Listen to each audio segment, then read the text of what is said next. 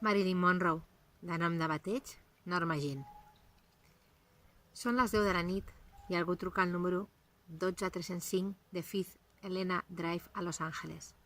Norma veu una dona que se li assembla tant que no pot evitar la curiositat de fer-la passar dins l'habitació.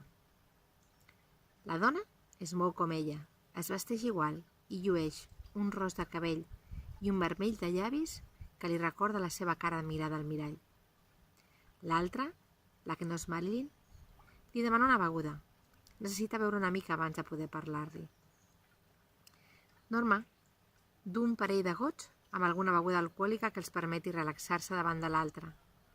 Marxa un moment de l'habitació i quan torna té un pressentiment estrany. I en un descuit de l'altra, la falsa canvia els gots. Norma veu un llarg glob gairebé sense respirar que la deixa per uns segons sense alè. L'altra la mira i quan s'assegura que ha begut tot el contingut fa el mateix. He vingut a substituir-te, diu l'altra que ara s'ha convertit en Marilyn. En pocs minuts cauràs adormida i ja no despertaràs. Jo faré de tu. Ho faré millor. I aleshores, Norma veu la llum. Marilyn morirà en pocs minuts, però no serà ella, sinó aquella substituta enviada pels Kennedy, Frank Sinatra, Frederick Vanderbilt o qualsevol dels seus amants, intentant fer-la desaparèixer i amb ella tot el que sap.